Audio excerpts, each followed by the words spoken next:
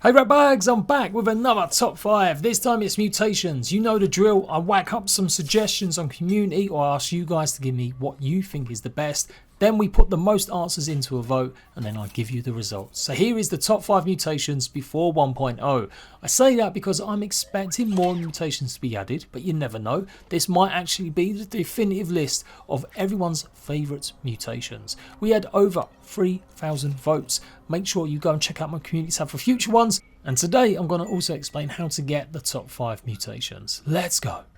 So number 5 with 9% of the vote, actually tied with number 4, but I put this one ahead. It's Buff Lungs. You can buy it for 3,000 science points once you've handed in the Anthill Burgle chip to Burgle. It's pretty unglamorous, it just increases your stamina by 50%, but that is absolutely a must. Running around the map can get exhausting, and I'll get you guys are pretty tired of having to wait for that stamina to regen, and that's exactly what this does. It gives you that bonus stamina to last a little bit longer.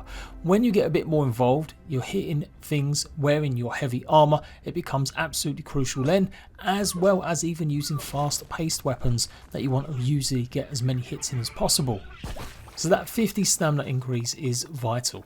So number 4 with 9% also, PARRY Master.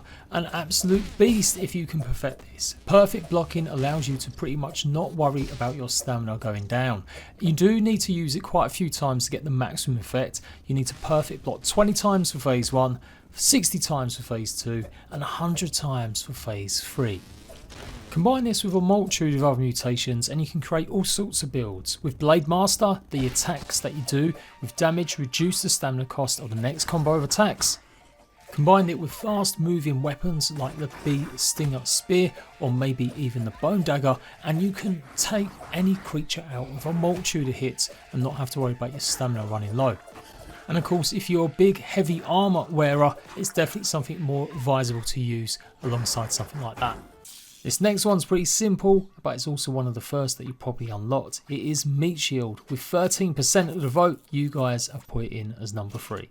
You can buy it as soon as you've spoken to Burgle and taken a look in the science shop chip unlocks, and it's pretty much 3,000 science points.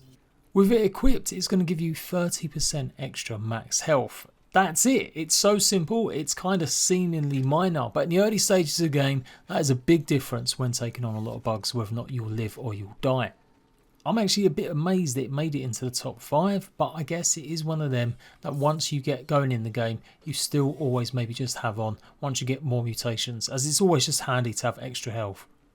Wolf Spiders, the bane of every grounded player's existence. Absolutely OP in the early days until you get more confidence that you can take them on and block them with a half decent shield and a decent weapon. And the sweet bonus of killing your very first wolf spider, MITHRIDATISM, which gives you protection against poison damage from these guys and all Weaver Juniors. They did recently nerf this and reduce the actual final total that it's resistant to, but it's still pretty decent. It's one of them that you don't always have to have on constantly, but it's vital when you're going into dangerous areas with wolf spiders or all Weaver Juniors. Kill one wolf spider, you get a 25% reduction in poison damage. Kill 5 of them and you get 50% reduction, and kill 10 of them and you get a whopping 75% reduction in poison damage. You'll know that if you don't have some quick healing items on you, one bite from one of these guys is pretty much enough to kill you unless you've got some decent armour on. But as soon as you get your first taste of MITHRIDATISM, you won't look back. You'll be equipping it and taking on as many wolf spiders as possible. That's why 15% of you voted it as number 2. And at number 1, with a whopping 54% of the vote, you guys voted COUP de Gras. Maybe one of the more challenging mutations to get. You need to go into the 4-leaf clover cave, pretty much on the wetlands towards the hedge, and find this little entranceway and swim through. Then simply walk over to the 4-leaf clover and it should activate COUP de Gras level 1. And of course, to get level 2, you need to knock over the D&D dice inside the set on the picnic table so it lands on a 20. An ant club should do the trick, or a 2-handed weapon. Other things might if they're super upgraded. But what does it actually do? Well, it gives you increased critical hit chance. You can unlock both of the stages at any time. Go picnic table first, then get the one that's inside the 4-leaf clover cave if you want. With the first stage giving you a 10% increase in critical hit chance, and then the second stage 25%. When you combine this with something like Assassin and the right type of weapon that's very fast, it absolutely obliterates enemies.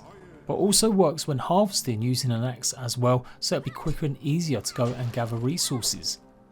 Players love it because you can put any weapon, any armor set with it and it's going to be absolutely amazing. But I would say it's definitely more worth it when you've got that second stage of mutation. Take down giant enemies, groups of enemies, that's why you guys have voted it #1 as the best mutation in Grounded. Agree, disagree? Well, it's the community that voted. Look out for brand new mutation polls when the 1.0 gets here. I'm sure we're going to get more new ones added, and I definitely want to see how they stack up if there's any changes made to some of the current ones. Until next time, Ratbags, I'll catch you for another top 5 or top 10 very soon.